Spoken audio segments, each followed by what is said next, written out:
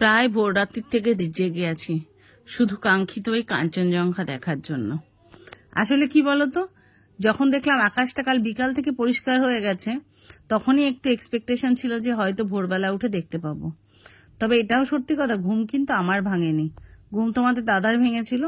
ও আমায় ভোরবেলা 4টের সময় ডেকে তুলেছে যে এত সুন্দর ক্লিন আকাশ, ডেফিনেটলি কাঞ্চনজঙ্ঘা দেখতে পাবো, উঠে পড়ো। তো উঠে বারান্দাতে দাঁড়িয়েই ছিলাম। 4:45 নাগাদ প্রথম দেখা মিলল। আর এখন তো রোদ পড়ছে, মানে সূর্যের আলোটা পড়ছে। দেখো কি দুর্ধর্ষ ভিউটা লাগছে। মানে একদম সকালবেলা তখন দেখছিলাম, মানে যখন খুব সকালে তখন একদম বরফের টুকরো, আর এবারে রোদ পড়ছে। তো ভাবলাম তোমাদের এতদিন শুধু ফগি সিজনটাই শেয়ার করে গেছি, চলো যাবার সময় হলেও কিন্তু আমাদেরকে নিরাশ করলো না আর কি। শেষ সময় হলেও আমাদের দেখা কিন্তু দিয়েছে ঠিকই, এবং এর জন্য কষ্ট করে আমাদের দূরেও যেতে হলো না, টাইগার হিলে গিয়ে দেখতে হলো সেটাও নয়, কিন্তু আমরা আমাদের হোটেলের ব্যালকনি থেকেই এটা দেখতে পেলাম। ভীষণ সুন্দর ভিউ। শেষমেশ যে আমাদের নিরাশ করেনি, এটাই আমাদের কাছে একটা বিশাল পাওনা। তো এই অবস্থায় মামকেও ডেকে তুললাম, 3জনে মিলে দেখছিলাম, কিন্তু মিঠিটা উঠলো না। কি করব, তাই ভাবলাম চলো ওর জন্য একটু ভিডিও করে রাখি, ও যেন ঘুম থেকে উঠে অন্তত দেখতে পায়। ছোট তো আসলে, এই কদিন তো বুঝতেই পারছো প্রচুর ধকল যাচ্ছে ওর ওপর থেকে, তাই ভাবলাম চলো জোর করে আর ডেকে লাভ নেই। আর চারিদিকের আকাশ পরিষ্কার, একদিন যা দেখতে পাইনি আজকে অল্প সময়ের জন্য হলেও আমাদের কাছে সমস্ত কিছু প্রকৃতি সুন্দর করে ধরা দিয়েছে। চারিদিকে গাছে ঘেরা পাহাড়, কাঞ্চনজঙ্ঘা, পাহাড়ি গ্রাম, কোনো কিছুই বাদ গেল না দেখতে। তো সকালবেলা আমরা উঠে গেছি, আর্লি ইন দ্য মর্নিং, একদম সকালবেলা। এবং সকালবেলা কি দেখলে? কাঞ্চনদাকে দেখতে পেয়েছো? কাঞ্চনদাকে দেখতে পেয়েছো? হ্যাঁ, কেমন লাগলো বলো? দারুণ ফেরালো না শেষ দিন অন্তত কাঞ্চনজঙ্ঘা, মানে সুন্দরী কাঞ্চনজঙ্ঘা নিজের মুখটা দেখালো। তো আমাদের রুম থেকে মোটামুটি দেখা যায়, যতটা পারছি আমি তোমাদের দেখাচ্ছি। দেখো, এই হচ্ছে আমাদের রুমটা, এই জানলাটা। হ্যাঁ, বারান্দায় গেলে তো দেখা যাবেই। মানে এটা হচ্ছে ভিউটা, দেখো জাস্ট ভিউটা দেখো। এটা হচ্ছে সবুজে ঘেরা পাহাড়।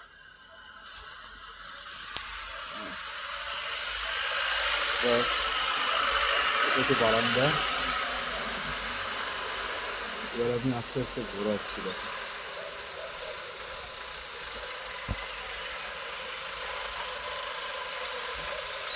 দেখো মেঘে ঢাকা কাঞ্চনজঙ্ঘা, হোয়াট এ ভিউ। আর এই হচ্ছে ক্লক টাওয়ার।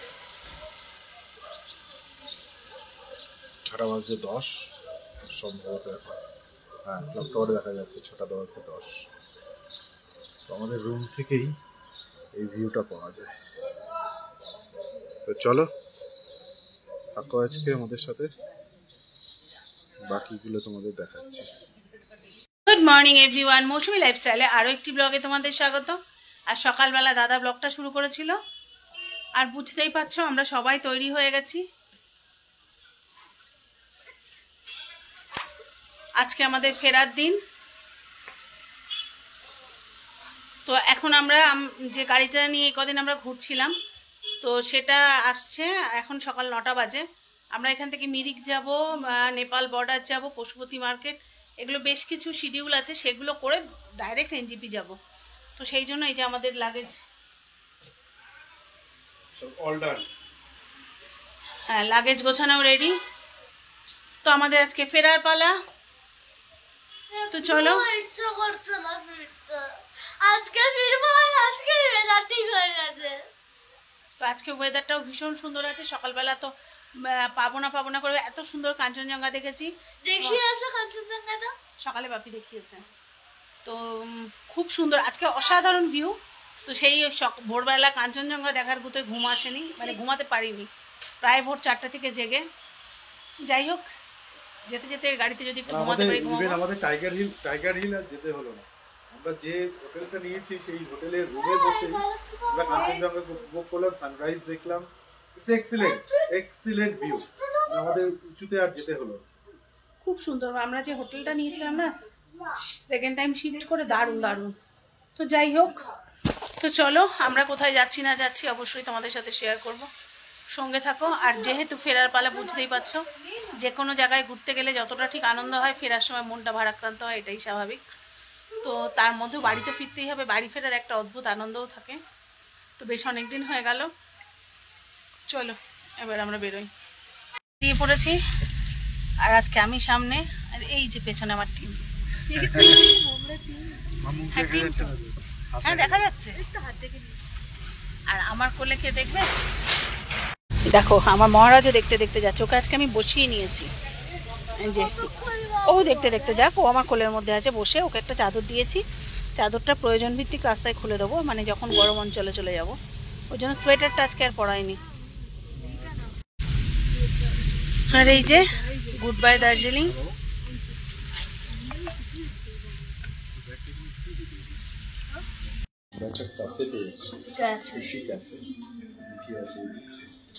একটা ব্রেকফাস্ট করতে এসেছে এখানে। সুন্দর একটা ক্যাফে আমাদের ড্রাইভার দাদা দাঁড় করিয়েছে, এখানে আমরা একটু ব্রেকফাস্ট করবো।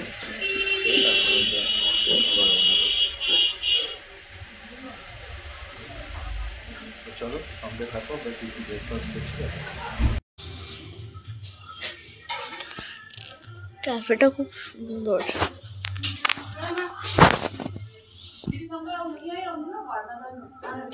খুব সুন্দর করে সাজানো। এটা মেনু,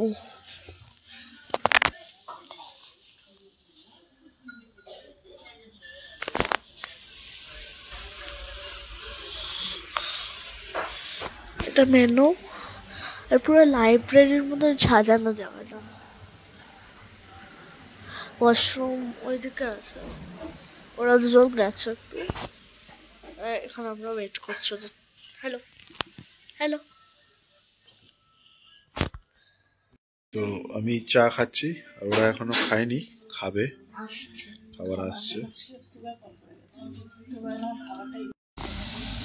তো মৌসুমি ব্রেকফাস্ট করতে বসে গেছে, ও একটু সুগার ফল করে গেছিলো, ওই জন্য ওকে আগে দেওয়া হয়েছে ভেজ স্যান্ডউইচ। এটা ভেজ স্যান্ডউইচ একদম প্লেন, অ্যাকচুয়ালি সুগার ফল করে গেলে এটা লাগে।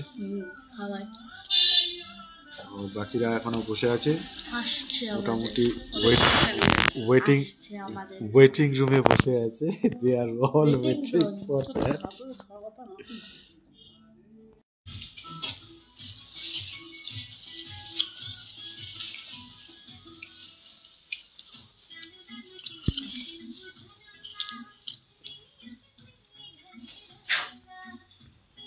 পাইন ফরেস্টে, কিন্তু আমার ওঠার ক্ষমতা নেই। কেন ওঠার দেখবে, এত উঁচু, এখানে কি আমার ওঠার ক্ষমতা আছে বলো?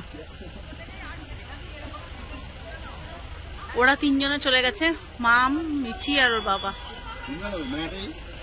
কি সুন্দর, আমি বসে বসে ভিউটা এনজয় করি, এছাড়া উপায় কি বলো?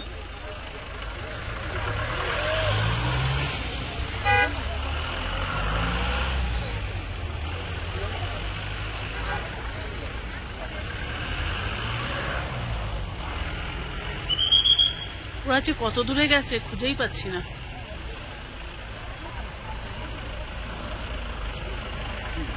অনেক বয়স্ক মানুষরাই উঠছে, এক্সেপ্ট আমি। শুধু রিক্স নিয়ে কাজ আছে বলো, কি করতে শুধু শুধু রিক্স নেবো? হচ্ছে বাবা, আমি এখানে সুন্দর গাছের গুড়ি পেয়েছি, বসে গেছি। আমাদের পুরো পাইন ফরেস্ট তোমরা দেখতে পাচ্ছ কিনা জানি না, পুরোটা দেখালাম তোমাদের। দেখো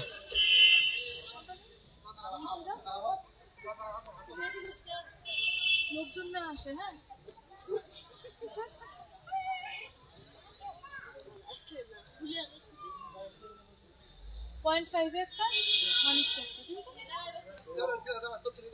দেখেছি এই পাইন ফরেস্টে, এই যে মৌসুমি এখানে ফটো সেশন চলছে।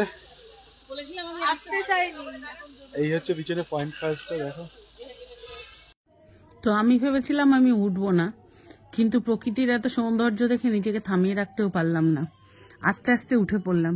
প্রথমত একটু টেনশনও ছিল যে ওরা কত উঁচুতে উঠেছে যাই, তারপরে আর নিজেকেও থামাতে পারলাম না যে চলো আবার কবে আসবো তার তো ঠিক নেই, আদতেও আসতে পারবো কি না। তো কষ্ট হলেও একটু একটু করে উঠি। তবে সত্যি কথা বলতে কি খুব একটা কষ্ট হয়নি। হ্যাঁ, তোমাদের মধ্যে অনেকেই জিজ্ঞাসা করছিলে কিন্তু যে আমার শরীর ঠিক আছে কিনা। তো টেনশন করো, আমি একদম ঠিক আছি। এটা হচ্ছে পেছন এই আমাদের আমাদের সামনেটা আর কি নেপাল, আর আমরা যেখানে দাঁড়িয়ে আছি সেটা হচ্ছে ইন্ডিয়া। আমি দেখাচ্ছি তোমাদের, দেখো দেখাবে কি ফগি ওয়েদার। এই এই সাইডটা হচ্ছে নেপাল। এই যে পাইন গাছটা দেখতে পাচ্ছি, পাইন গাছের পিছনটা নেপাল, আর এদিকটা হচ্ছে ইন্ডিয়া। আমি একটু দেখাচ্ছি আপনাদের। এই যে খাতটা দেখা যাচ্ছে, এই খাতটা হচ্ছে নেপাল, আর আমরা দাঁড়িয়ে আছি এখানে, এটা ইন্ডিয়া। এই পিছনে দাঁড়িয়ে আছে মৌসুমি আর 2 মেয়ে। বলো কিছু। আর সব থেকে এখানে কি ভালো লাগছে জানো, জংলি ফুলগুলো এত সুন্দর, মনে হচ্ছে কটা গাছ তুলে নিয়ে চলে যাই। আমার এখানে এসে সব থেকে যে জিনিসটা নিতে ইচ্ছা করছে সেটা হচ্ছে গাছ। এত সুন্দর সুন্দর গাছ, 2-4টা গাছ নিয়ে যেতে পারছি না, ঠিক ভালো লাগছে না। একটু দেখাও আমার বন্ধুদের, এই দেখো গাছগুলো, এগুলো জংলি ফুল কে বলবে। দেখো ভিউটা দেখো, জংলি ফুলগুলো দেখো, ফুল পুরো কুয়াশায় ঢাকা, বৃষ্টি আজকে নেই। এই যে রাস্তাটা নেমে গেছে, এদিকটা আমরা ইন্ডিয়াতে দাঁড়িয়ে আছি। আর এই ডান দিকটা এই তোমাদের এই যে এই সাইডটা দিয়ে পুরো নেমে গেছে নেপাল, এই যে পুরো নেপাল, আর এই সাইডটা হচ্ছে ইন্ডিয়া। আমরা এখন জিরো পয়েন্টে দাঁড়িয়ে আছি।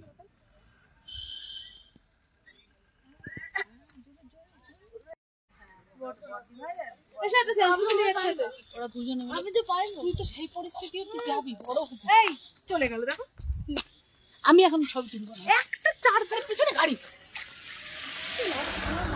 আমরা এখানে শুনু কই,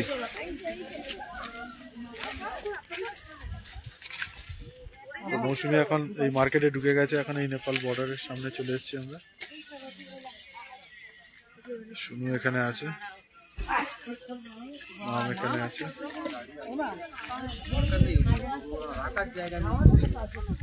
পুরো market.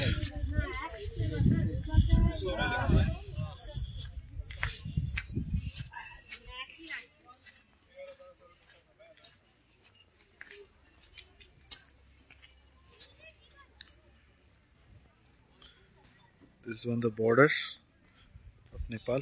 This is the 0 point. এটা হচ্ছে 0 point.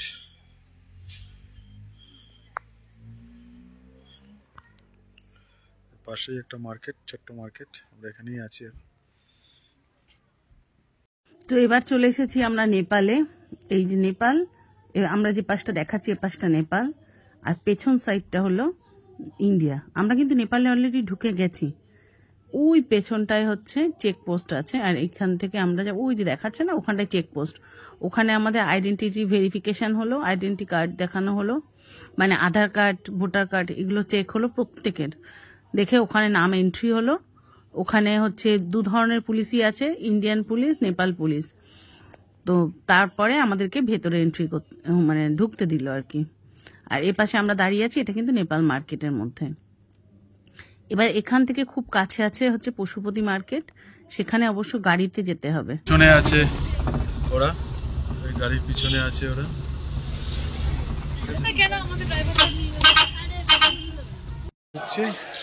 দেখো পশুপতি মার্কেটে আছি আমরা, পিছনে আমরা ইন্ডিয়াকে ফেলে এলাম, এবার নেপালে ঢুকলাম। এটা Nepal market, this one is Nepal market. আমরা এখন নেপালের ভেতরেই আছি। তো এবার এসেছি আমরা একটা টি স্টেটের পাশে একটা চায়ের দোকানে। এখানে একটু চা পাতা নেবো, দার্জিলিং এসেছি আর চা পাতা নিয়ে যাবো না, এটা তো হতে পারে না। না, তবে প্রত্যেকের উদ্দেশ্যে বলবো, যদি এখানে আসো নিজেরা কিন্তু একটু টেস্ট করে গন্ধ সুখে নিজেরা বুঝে নিয়ে তবে যাবে, কারণ ওরা কিন্তু যারা ভিজিটার তাদের জন্য সেভাবে মানে বোকা বানাতেও রেডি থাকে। ঠিকঠাক টি স্টেটের কাছে যাবে, আর অবশ্যই গাড়ির ড্রাইভারকে বলবে ওরা যেন সঠিক জায়গায় দাঁড় করায়। ওরা খুব ভালো করে জানে কোন দোকানগুলোতে তুমি সঠিক মাল পাবে, এবং অবশ্যই সেটা নিজেকেও ভেরিফাই করে নিতে হবে। সেরকমই একটা দোকান থেকে আমরা চা নিলাম, এবং অনেস্টলি চাটা ভীষণ সুন্দর, ভীষণ সুন্দর। সে মানে কলকাতার থেকে দাম অনেকই কম। আর এই টি এস্টেটটা গোপালপুর টি এস্টেট বা এরকম কিছু, যাই হোক সব থেকে বড় টি এস্টেট, খুব সুন্দর। এখানে অনেকগুলো দোকানই ছিল, তার মধ্যে থেকে একটা ট্রাস্টেড দোকানে যেটা ওরা বললো, তো নিলাম, ভীষণ ভালো। তো বাড়ি গিয়ে জানাবো, চা পাতাটা রিভিউ দেবো তোমাদের। তবে আমি ওখান থেকে ফ্লেভারটা দেখে নিলাম, তো বেশ ভালো লেগেছে। চলো খেয়ে নিই, তারপরে কথা বলছি। আর খেয়ে দিয়ে এখন আমরা ঢুকে পড়েছি মিরিক লেকে।